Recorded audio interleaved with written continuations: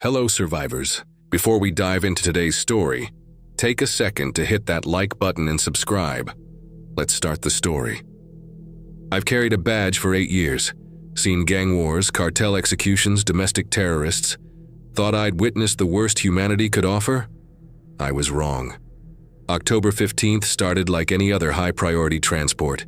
Kate Russell, 26, accountant turned whistleblower. She had evidence that would topple half of Kansas City's political establishment. My job was simple: get her from the safe house to the federal courthouse alive. At 6 a.m., I picked her up from a nondescript apartment in Overland Park. Small woman, nervous energy radiating from every movement. She clutched a manila envelope like her life depended on it, which it did. "Morning, Kate. Ready for your big day?" She managed a tight smile. As ready as anyone can be to destroy their hometown. My partner Pablo Morgan was already in the driver's seat of our armored SUV, engine purring. 20 years on the job, built like a linebacker, steady hands. Behind us, Marshal Gray and his rookie partner Bleach followed in a second vehicle. Standard protocol for someone this valuable. The morning traffic was typical for Kansas City, heavy but moving. Pablo navigated through the suburban sprawl while I monitored radio chatter. Everything routine, weather reports, traffic updates, a fender bender on I-35. Then at 6:34 a.m. everything changed. All units, we have reports of a disturbance at Kansas City General, multiple injuries, nature of incident unclear. Pablo glanced at me in the rearview mirror. Hospital incidents happened, but the dispatcher's tone was off, strained. Probably a psych patient, I told Kate, who tensed at the radio call. Nothing to worry about. But the calls kept coming. Mercy Hospital, Children's Hospital, Research Medical Center, all reporting incidents with minimal details. The dispatchers sounded increasingly frazzled. We were merging onto Highway 35 when Pablo's radio crackled with Gray's voice. "Lead vehicle, we've got something weird back here." "Define weird," I responded. "Civilian vehicle weaving erratically. Driver appears to be, I don't know how to describe this, convulsing but still driving." Through the rear window, I spotted the car Gray was tracking. A blue sedan drifting between lanes, left and right like the driver was having a seizure. But it maintained forward momentum, following some invisible target. "Should we intervene?" Gray asked. Before I could respond, the sedan suddenly accelerated and slammed into the side of a pickup truck. The impact sent both vehicles spinning across 2 lanes.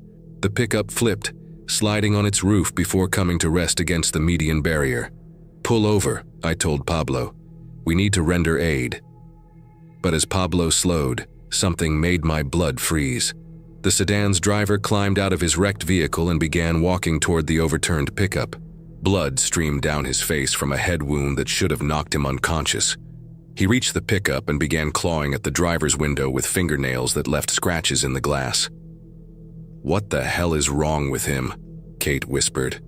The pickup's driver, a middle-aged man in work clothes, kicked out the passenger window and crawled free. He stood up, obviously injured but mobile. That's when the sedan driver turned toward him. The attack was swift and brutal. The injured man lunged at the pickup driver with movements that seemed both clumsy and predatory. They grappled for maybe 10 seconds before the pickup driver's screams cut through the morning air. "Jesus Christ," Pablo breathed. "He's biting him." I grabbed the radio. "This is U.S. Marshal Kellerman requesting immediate police response to Highway 35 northbound, mile marker 234. We have an assault in progress." Static answered me, then a voice I didn't recognize. "All emergency services are currently experiencing high call volume. Please stand by." The line went dead. By now, other motorists had stopped. Some tried to help the pickup driver, who was on the ground bleeding from what looked like bite wounds on his neck and arms. The sedan driver had released him and was now advancing on the Good Samaritans. "We need to go," I told Pablo. "Now." "What about now?" Pablo pulled back into traffic, leaving the chaos behind us. In the side mirror, I watched more vehicles stop. More people getting out to help. More targets for whatever was wrong with the sedan driver. Kate had gone pale. That man, the way he moved, wasn't normal. I was thinking the same thing when Gray radioed again. Lead vehicle, we're seeing multiple incidents along the highway. Recommend we find an alternate route. He was right. Ahead of us, I could see the telltale signs of accidents and emergency vehicles. But what troubled me was the pattern. Every incident seemed to involve people behaving erratically, violently. Take the next exit, I instructed Pablo. We'll use surface streets. The radio chatter was becoming a nightmare symphony. Police units calling for backup that wasn't coming. Paramedics reporting attacks on medical personnel. Fire departments requesting hazmat teams for biological incidents. And underneath it all, a word that kept repeating, biting. We exited onto Main Street and immediately hit gridlock.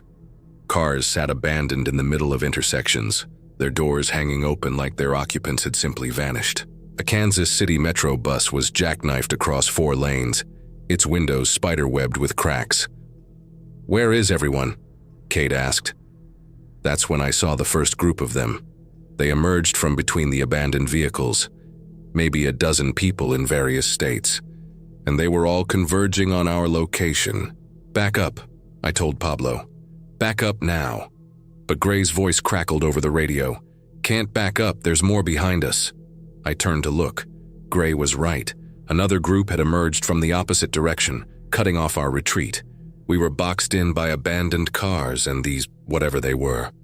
The first one reached our SUV, the businessman. He pressed his palms against Pablo's window and stared in at us with eyes that were simultaneously vacant and intensely focused. His mouth opened and closed repeatedly, like he was trying to speak but couldn't remember how. Then he began hitting the glass, not punching or slapping, hitting. Over and over, even as his knuckles split and bled. The others joined him, surrounding our vehicle and attacking it with their bare hands. Kate was hyperventilating. "What's wrong with them? What's wrong with them?" I didn't have an answer, but I had training. 8 years of protecting witnesses in hostile situations. The vehicle was armored. These people couldn't break through. We just needed to find a way out. "Ram through them," I told Pablo. He looked at me like I'd suggested we run over school children. "I can't, they're not acting human," I said. Look at them."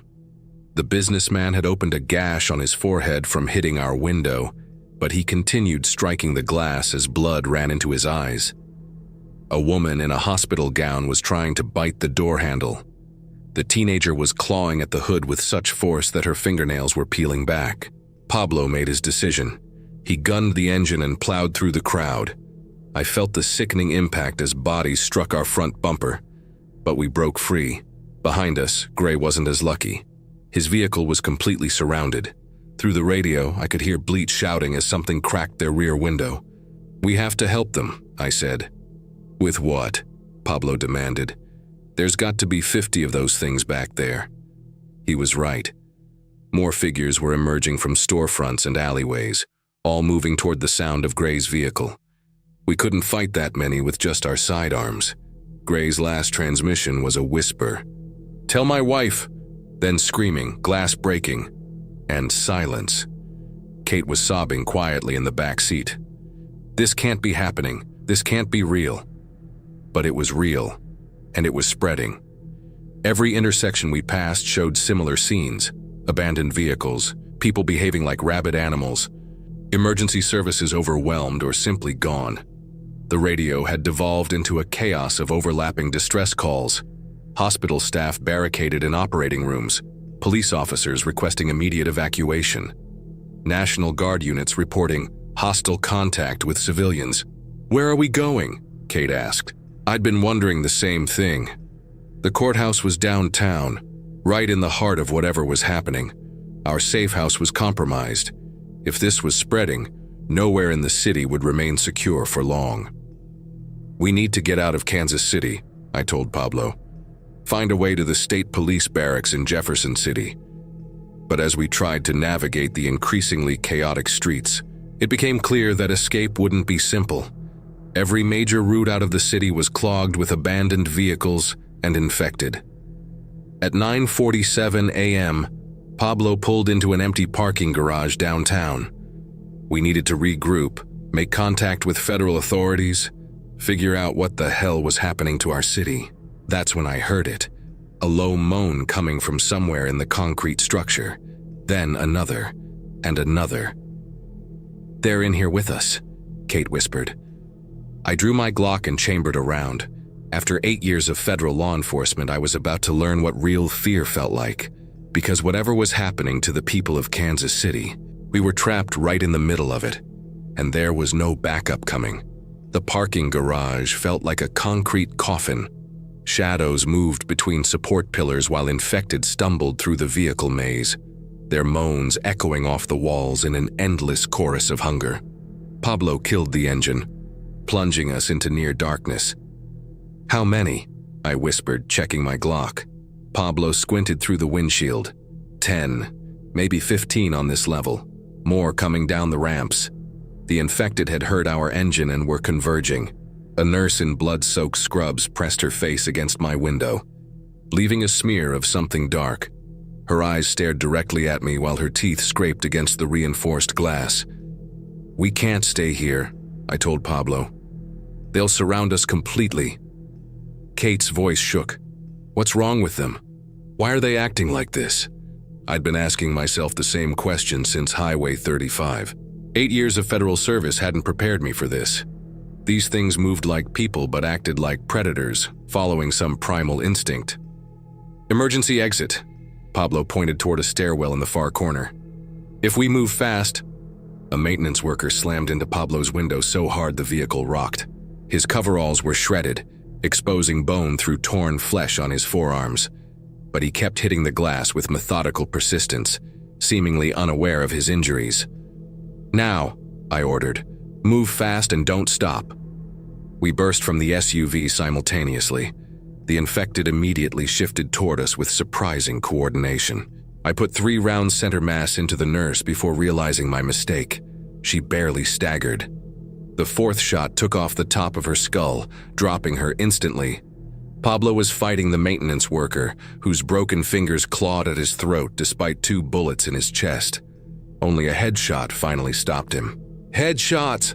I called out as more infected emerged from between cars. "Nothing else works!" We ran toward the stairwell, weaving through abandoned vehicles while infected poured from every shadow. Kate stayed close behind me, her breathing rapid but controlled. The girl had nerve, I'd give her that. The stairwell door was unlocked. We tumbled inside and I braced it shut as bodies began slamming against the barrier. The impacts shook the frame, but the door held. "Up," I decided. "Get to street level." We climbed quickly, our footsteps echoing in the narrow space. Behind us, the door finally gave way, and dragging sounds filled the lower levels. These things couldn't climb well, but they were persistent. The exit opened onto Main Street, and what I saw made my stomach drop. Kansas City looked like a war zone. Abandoned cars sat at random angles, their doors hanging open. Bodies littered the pavement, some motionless, others still twitching. Smoke columns rose from multiple fires throughout the downtown area. And everywhere, figures wandered between the wreckage. "We need to find another route out of downtown," Pablo said, scanning the chaos. "These streets are finished." That's when we heard the engine. A massive delivery truck came roaring down Main Street, weaving erratically between abandoned cars. Through the windshield, I could see the driver hunched over the wheel, but something was wrong with his posture. "Get back!" I shouted. The truck clipped a row of parked cars, sending metal flying. Its trailer began jackknifing as the infected driver lost what remained of his motor control. The vehicle careened toward our position with unstoppable momentum. Pablo grabbed Kate and dove left toward a storefront. I went right, rolling behind an overturned taxi as 40 tons of steel and cargo thundered past. The truck slammed into a city bus with a sound like the world cracking open. The explosion came a second later. The truck's fuel tank erupted in a ball of orange flame that turned the intersection into an inferno. The blast wave knocked me flat, my ears ringing from the concussion. Burning fuel spread across the asphalt, creating a wall of fire that cut the street in half. I staggered to my feet, shouting for Pablo and Kate, but through the smoke and flames I could see nothing. The fire had separated us completely. "Pablo! Kate!" My voice was lost in the roar of burning fuel. No response, just the crackle of flames and the distant moaning of infected drawn by the explosion. I had to move. The fire was spreading, and more infected were shambling toward the noise from every direction. Some walked directly into the flames, their clothing igniting as they continued forward until they collapsed. I headed east on Walnut Street, hoping to circle around the fire and reunite with Pablo and Kate. But the streets were becoming increasingly impassable. Abandoned vehicles created choke points where infected gathered in groups, and I could hear sporadic gunfire from multiple directions. At 11:30 a.m., I heard something that gave me hope: the rumble of military vehicles. 3 Humvees rounded the corner ahead of me, their mounted machine guns sweeping left and right. National Guard, finally organized resistance. The lead vehicle stopped and a soldier in full combat gear climbed out. "Civilian," he called. "Are you injured?" "U.S. Marshal," I responded, showing my badge. "I have a witness who needs protection. We got separated in the explosion back there." The soldier, Sergeant Novak according to his name tape, nodded. "We're setting up an evacuation point at Pershing Road. Can you make it 6 blocks east? What's the situation? How far has this spread?" Rodriguez's expression darkened. "Sir, we've lost contact with most units. These infected, they're everywhere. Command thinks it started at the hospitals, but it's moving faster than we can contain." That's when the attack came. They poured out of storefronts and alleyways like a breaking dam. Dozens of infected, all converging on the military vehicles. The soldiers opened fire with disciplined bursts, but there were too many targets. I watched a businessman in a torn suit take multiple rifle rounds to the chest without slowing down. He reached the lead Humvee and began clawing at the armored door, while bullets continued punching through his body. Only a headshot finally dropped him. "Fall back!" Novak screamed into his radio. "We're being overrun!" But there was nowhere to fall back to. Infected surrounded the small convoy from all directions. I saw a soldier pulled from his vehicle by what looked like a soccer mom whose face was half torn away. His screams lasted maybe 10 seconds. The machine gunner on the second Humvee swept his weapon in wide arcs, trying to create a perimeter. But for every infected he dropped, 2 more appeared. His ammunition ran out just as a group of infected reached his position. Novak fought hand-to-hand with a teenage boy whose school uniform was soaked in blood. The kid moved with inhuman strength, seemingly unaffected by the knife wounds Novak inflicted. Only when the sergeant managed to drive his bayonet through the boy's eye socket did the attack stop. But more were coming. Always more. Novak looked at me with desperate eyes. "Get to the evacuation point. Tell them we tried." A nurse in scrubs tackled him from behind before I could respond. I put 2 rounds into her head, but it was too late. Novak was down, blood spreading from his throat. I grabbed his M4 rifle and as much ammunition as I could carry. The military vehicles were lost, their crews either dead or fled. But the infected were distracted by their feeding frenzy, giving me a chance to escape. I ran east on Walnut Street, the rifle heavy but reassuring in my hands. Behind me, the sounds of the National Guard's last stand faded into the general chaos of the dying city. At 12:15 p.m., I ducked into a small electronics store to avoid a group of infected wandering down the street. The shop was narrow and cluttered, with barely enough room to move between displays of phones and computers. Perfect for a quick detour while the infected passed. But as I crept toward the rear exit, I heard movement in the storage room. Something was back there, knocking over boxes and equipment. The sounds were too coordinated to be random. Something was searching. I shouldered the M4 and approached the storage room door. Through a crack in the frame, I could see a figure in a delivery uniform, methodically going through cardboard boxes. His movements were deliberate but wrong somehow, like watching someone perform familiar actions while sleepwalking. He found what he was looking for, a human hand. The infected delivery man lifted the severed hand to his mouth and began gnawing on the fingers. That's when I noticed the rest of the body parts scattered around the storage room. The shop owner, probably, torn apart and partially consumed. I backed away quietly and headed for the front door. The group of infected had passed, leaving the street temporarily clear. Time to move. The next 6 blocks were a nightmare of ducking between abandoned cars and dodging infected patrols. Some moved alone, wandering aimlessly until they detected movement. Others traveled in groups, following some invisible trail that led them through the urban maze. I learned to read their behavior patterns. They responded to sound and movement but seemed to have difficulty tracking stationary targets. Their coordination was limited, but their persistence was absolute. Once they focused on something, they never gave up.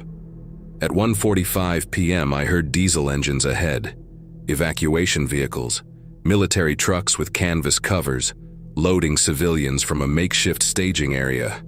My heart jumped. Maybe the National Guard had managed to establish their safe zone after all. I crept to the corner and peered around a brick building. 3 military trucks sat in the middle of an intersection, their engines running. Soldiers were helping people climb into the back, while others maintained a defensive perimeter. And there, near the second truck, I saw Kate. She was alive, unharmed, helping an elderly man climb into the vehicle. Pablo was nowhere to be seen, but at least she'd made it to safety. The evacuation was working. That's when I noticed how many infected were converging on the intersection. They came from every direction, side streets, alleyways, storefronts. The soldiers had established their position in what amounted to a killing field, with no escape routes. As the infected closed in, the defensive perimeter began to collapse. "Contact left!" a soldier screamed. Gunfire erupted from multiple positions, but there were too many targets spread across too wide an area. The soldiers were disciplined, but they were about to be overwhelmed by sheer numbers. I saw Kate look around desperately as infected began reaching the trucks. A businessman with his lower jaw missing grabbed at her ankle. She kicked free and climbed into the truck bed, but the infected were swarming the vehicles now. The lead truck tried to move, but infected had gotten underneath it and were clawing at the drivetrain. The engine stalled, leaving the vehicle dead in the water. I made my decision. Taking careful aim with the M4, I began picking off infected near Kate's truck. Headshots at 100 yards. Not easy with iron sights, but doable. Each shot dropped an infected and drew attention away from the evacuation vehicles, but it also drew attention to me. A group of infected near my position turned and began moving in my direction. I had maybe 30 seconds before they reached me, and more were coming from other directions. "Kate!" I shouted across the chaos. "This way!" She looked toward my voice and saw me waving from the corner building. The soldier helping her, a young corporal with wide, frightened eyes, made eye contact with me and nodded. "Go," he told Kate. "We'll cover you." Kate jumped from the truck and ran toward my position, weaving between infected and abandoned cars. The corporal and 2 other soldiers laid down covering fire, but their ammunition was running low. She made it halfway before a group of infected cut off her route. 3 of them, a postal worker, a construction worker, and what looked like a teacher still wearing a classroom ID badge. They moved to intercept her with coordinated precision. I dropped the postal worker with a clean headshot, but the other 2 were too close to Kate. The construction worker lunged at her, hard hat still somehow attached to his skull, despite the massive head wound that had killed him. Kate sidestepped and kept running, but the teacher grabbed her arm. Kate screamed and tried to pull free. My next shot took the teacher's head apart at 90 yards. Kate stumbled but kept moving toward my position. Behind her, the evacuation was falling apart completely. The soldiers were being overrun, their defensive positions collapsing under the weight of hundreds of infected. I watched the young corporal who'd helped Kate disappear under a pile of bodies, his screams cut short. Kate reached my position just as the infected following her arrived. I had 8 rounds left in my current magazine, and at least 20 targets closing in from multiple directions. "Stay close," I told Kate. Moving toward the stalled evacuation trucks, the intersection had become a killing field. Military vehicles sat abandoned, while infected swarmed over and around them like ants on spilled honey. But some of the people who'd been loaded into the trucks were now climbing back out, except they weren't people anymore. "Oh God," Kate whispered. "They're turning." She was right. Whatever this infection was, it worked fast. A woman in a business suit who'd been helped into the first truck minutes ago was now stumbling out the back. Behind her, more infected emerged from the canvas-covered truck beds. The evacuation hadn't been a rescue. It had been a death trap. We were caught in the open street with infected closing in from every direction. The abandoned military trucks provided some cover, but they were also spawning new infected as the transformation spread through the loaded civilians. A soldier crawled out from under the lead truck, his leg twisted at an impossible angle. But he was still moving, still trying to reach us with single-minded hunger. I put him down with a headshot, but the sound drew more attention. "The rifle," Kate pointed to a fallen National Guardsman near the second truck. "There's more ammunition on his belt." She was right. The dead soldier, his name tape read Palmer, had been carrying extra magazines when something tore his throat out. Now he lay motionless while infected stepped over his body without interest. "Cover me," I told Kate, though she had no weapon. I sprinted toward Palmer's body, weaving between infected and abandoned vehicles. A postal worker lunged at me from behind a car door, but I sidestepped and kept moving. The M4 was getting heavy, but it was our only chance. Palmer had 4 full magazines on his tactical vest. I grabbed them quickly while Kate shouted warnings about infected approaching from my blind spots. A construction worker with half his face missing reached for me just as I finished securing the ammunition. I put the muzzle against his forehead and pulled the trigger, but the gunshot triggered a response I hadn't expected. Every infected in the intersection turned toward the sound simultaneously, their heads swiveling. Then they all began moving toward our position at once. "Run!" Kate screamed, but there was nowhere to run. We were surrounded in the middle of the street with infected pouring in from every direction. The abandoned trucks provided partial cover, but we were still exposed on multiple flanks. Kate pressed against the side of the nearest military truck as infected closed in from all sides. I shouldered the M4 and began picking targets, headshots at close range, each one dropping an infected but barely making a dent in their numbers. A teenager in a school uniform reached Kate first. She grabbed a broken piece of antenna from the truck and drove it through his eye socket. The kid dropped instantly, but 2 more infected were already reaching for her. I swung the rifle barrel toward them, but more infected were approaching from my right. A businessman with his lower jaw hanging by tendons, a nurse whose scrubs were soaked in blood, a delivery driver still wearing his uniform cap despite the massive hole where his left ear used to be. "Behind you!" Kate shouted. I spun to see a group of infected emerging from the back of the evacuation truck, people who'd been bitten during the loading process and were now fully transformed. They moved with fresh coordination, their transformation still recent enough that they retained some motor function. At 2:30 p.m., standing in the middle of a Kansas City intersection with infected closing in from every direction, I realized we were about to learn exactly how long 2 people could survive against impossible odds. The answer, I feared, was not very long. The iron bar whistled through the air as Kate swung it like a baseball bat, connecting with an infected woman's skull with a sickening crack. The impact sent vibrations up the metal rod, but the woman kept reaching for Kate's throat until the second blow caved in her temple completely. "They don't die easy," Kate gasped, backing against the military truck. I put 3 rounds into a businessman whose tie was soaked in blood that wasn't his own. The first shots of the chests did nothing. The second took off half his head, finally dropping him. "Ammunition count?" Kate asked, scanning the infected closing in from every direction.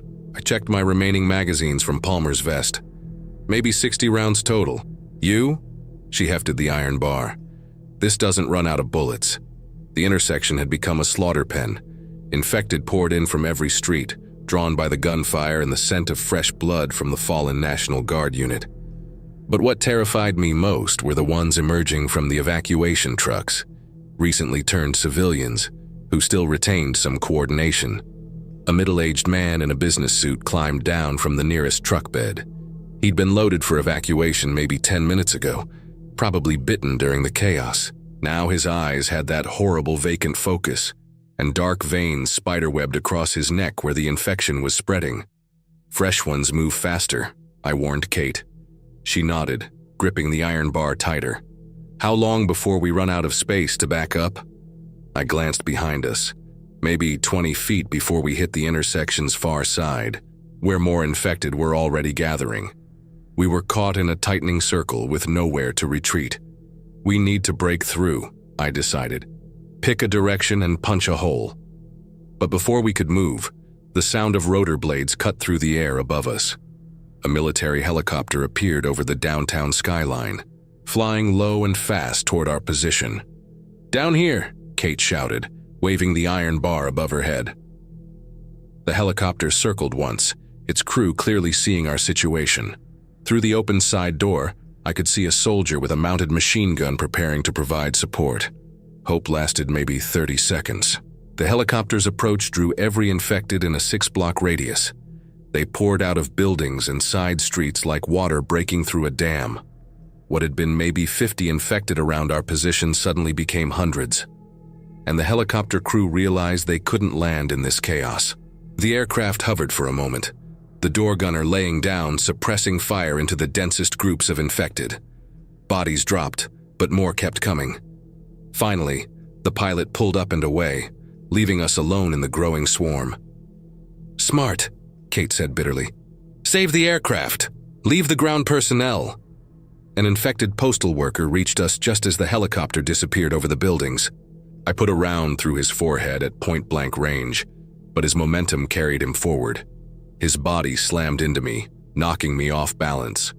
Kate swung the iron bar in a wide arc, catching 2 infected in their skulls with one stroke. But the bar stuck in the second one's cranium, and she had to brace her foot against his chest to work it free. That's when I saw him. Pablo Morgan, stumbling toward us from the direction of the truck explosion. Half his uniform was burned away, revealing blistered skin underneath. Blood streamed from a head wound that should have killed him, but he was walking. "Pablo," Kate whispered. My partner of 3 years looked directly at me with eyes that no longer held any recognition. His mouth hung open, revealing teeth stained dark red. Whatever Pablo had been, whatever friendship we'd shared, was gone. He reached for me with hands that were burned down to exposed bone in places. I put the muzzle of the M4 against his forehead and pulled the trigger. The shot echoed off the surrounding buildings, and Pablo crumpled to the asphalt. I stared down at what remained of my partner while Kate fought off 2 more infected. "Kennedy!" she shouted. "Stay focused!" She was right. Grief was a luxury we couldn't afford, not with infected closing in from every direction, and our ammunition supply dwindling rapidly. I shouldered the rifle and began picking targets systematically. Headshots at close range, each one carefully aimed to conserve ammunition. But for every infected I dropped, 2 more appeared to take their place. "We can't hold this position," Kate said, breathing hard from swinging the iron bar. I counted the infected visible around our perimeter. At least 80, probably more. And fresh groups were arriving every few minutes, drawn by the sounds of combat. "Building," I pointed to a 3-story office complex on the northeast corner. "If we can reach it, maybe find a defensible position upstairs." Kate looked at the distance, maybe 40 yards through a crowd of infected. That's a lot of zombies between here and there. It was the first time either of us had used that word. Zombie. But what else could you call them? They were dead but walking, mindless. "We go fast and don't stop," I said. "I'll clear the path. You stay close behind me." I switched the M4 to full auto and began advancing toward the building. 3-round bursts into the densest groups, creating gaps in their formation that we could exploit. Kate followed close behind, using the iron bar to finish off anything I wounded but didn't kill outright. The first 20 yards went smoothly. Infected dropped under precise gunfire, their bodies creating obstacles that slowed the ones behind them. But my ammunition was burning through fast, and more infected were flowing in to fill the gaps. Halfway to the building, I ran dry on my current magazine. "Reloading!" I called, dropping the empty mag and fumbling for a fresh one. Kate stepped up, swinging the iron bar in wide arcs to keep the infected at bay. A construction worker with half his face missing grabbed at the bar, but she twisted it free and drove the pointed end through his remaining eye. "Hurry up!" she shouted. I slammed the fresh magazine home and chambered around just as 3 infected converged on our position simultaneously. A nurse, a teenager, and an elderly man in a bathrobe who must have been infected at a nearby hospital. I dropped all three with single shots, but the delay had cost us. More infected were closing the gap, and our path to the building was filling up again. Different plan, I decided. That store. I pointed to a small shop maybe 15 yards to our right. Its windows were intact and the door appeared to be closed. Not ideal, but closer than the office building. We changed direction, fighting through a cluster of infected near an abandoned taxi. Kate's iron bar caught a businessman in the temple, splitting his skull open like a ripe melon. I put rounds into a delivery driver and a woman in scrubs who'd probably been turned at one of the hospitals. The shop door was unlocked. We tumbled inside and I immediately braced it shut with my shoulder while Kate looked for something to barricade the entrance. "Hardware store," she said, scanning the shelves. "Tools, supplies, maybe something useful." But the infected had seen us enter. They pressed against the windows and door, their faces leaving smears of blood and other fluids on the glass. The door frame creaked under their combined weight. "Back room." I pointed toward a door marked storage. We moved deeper into the shop, past displays of hammers, screwdrivers, and power tools. The storage room was small but had a rear exit leading to an alley. More importantly, it had concrete walls instead of glass windows. I checked my remaining ammunition. 2.5 magazines. Maybe 40 rounds total against an unknown number of infected throughout the city. Kate tested the weight of several tools before settling on a crowbar to supplement her iron bar. "Better leverage," she explained. That's when we heard the glass breaking in the front of the store. They'd found a way in. "Rear exit," I said, moving toward the back door. But as I reached for the handle, Kate grabbed my arm. "Listen." From outside the rear door came the unmistakable sound of moaning. Multiple voices growing louder as more infected gathered in the alley. We were trapped. Front entrance compromised, rear exit blocked, and infected closing in from both directions. In a storage room with maybe 30 square feet of floor space and no other exits. "How long do you think we have?" Kate asked. I listened to the sounds of infected tearing through the front of the store, knocking over displays and breaking everything in their path as they followed our scent. Maybe 2 minutes before they reached the storage room door. Not long enough. Kate tested the crowbar's weight and nodded grimly. "Then we make our stand here."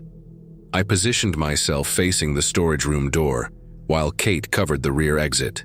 The concrete walls would prevent them from surrounding us completely, but we'd be fighting in an enclosed space with limited room to maneuver. The front door of the storage room exploded inward as infected poured through the opening. I opened fire with controlled bursts, dropping the first 3 through the doorway. But more kept coming, stepping over the bodies of their fallen. Behind me, Kate was fighting hand-to-hand with infected who'd broken through the rear exit. The crowbar made wet sounds as it connected with skulls and bones, but she was tiring, and there seemed to be an endless supply of targets. "Down to my last magazine," I called out. "Same here," Kate replied, then paused. "Wait, I don't have magazines." Despite everything, I almost smiled. Even facing certain death, she could still find humor in our situation. I dropped an infected postal worker with my next shot, but 2 more immediately took his place. The storage room was filling with bodies, both the permanently dead and the undead still trying to reach us. With 15 rounds left in my final magazine, surrounded by infected in a concrete box with no escape route, I realized we'd reached the end of the line. This was how it ended.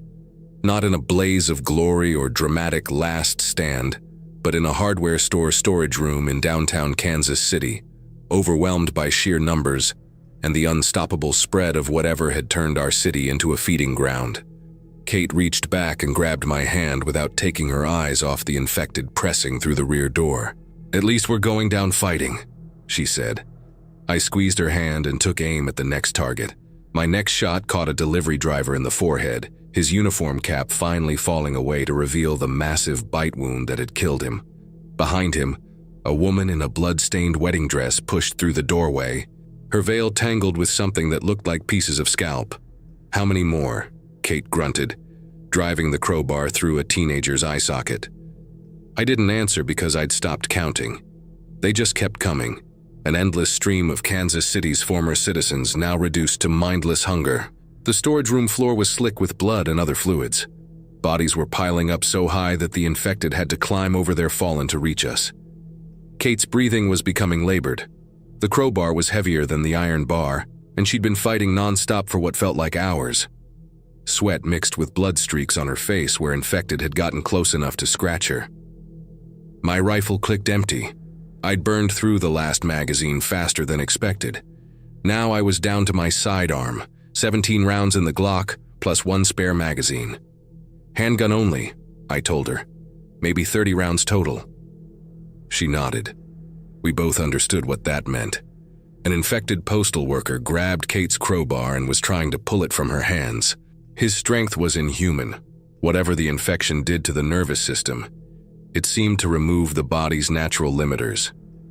I drew my Glock and put a round through the postal worker's temple. Kate yanked the crowbar free and immediately swung it at another infected pressing through the rear door. There's something different about the fresh ones, Kate observed, breathing hard. She was right. The recently turned infected moved with more coordination than the others. They seemed to retain some muscle memory, some basic problem-solving ability. A woman in business attire pushed through the crowd and reached for Kate with movements that were almost deliberate. Kate's crowbar caught her in the side of the head, but she adjusted her attack angle and kept coming. I put 2 rounds into the businesswoman's skull before she dropped. The infected were no longer just pushing forward blindly. They were working together, grabbing at Kate's weapon while others tried to flank around the sides. Basic pack hunting behavior. Kate's next swing with the crowbar was weaker, less controlled. The weapon glanced off an infected businessman's skull instead of penetrating. He grabbed her wrist and pulled her forward. I shot him point blank. Kate pulled free, but I could see exhaustion setting in. "Kennedy," Kate said quietly, "when this is over, when we're out of bullets, don't let them take me alive." I understood what she was asking. A final mercy when the alternative was being torn apart while still conscious. "Same for me," I said. She nodded. "Deal." I checked my watch. 6:15 p.m. We'd been trapped in this storage room for almost 30 minutes of non-stop combat against an enemy that never tired, never retreated, never showed mercy. The pile of bodies in front of us was now waist-high. The infected were literally climbing a mountain of their own dead to reach us. But they kept coming, driven by hunger that transcended death itself. Kate's next swing missed its target entirely. The crowbar struck the concrete wall, sending vibrations up the metal shaft. An infected construction worker grabbed the weapon and yanked it from her tired hands. I shot the construction worker and handed Kate my backup knife, a small folding blade that wouldn't be much use against multiple attackers. "Last magazine," I said, checking my remaining ammunition. Kate took the knife. We both knew this was the end. No more weapons, limited ammunition, no more options. At 6:18 p.m. on October 15th, with 1 magazine remaining and more infected than I could count still fighting to reach us, I realized that sometimes there are no good endings. Sometimes you just fight until you can't fight anymore. The world hadn't ended with nuclear fire or alien invasion or climate catastrophe. It ended with ordinary people turning into monsters, one bite at a time, until there was nowhere left to run and nothing left to do but fight until the ammunition ran out. And in a hardware store in Kansas City, for 2 people who'd started the day protecting democracy and ended it just trying to survive, the ammunition was about to run out.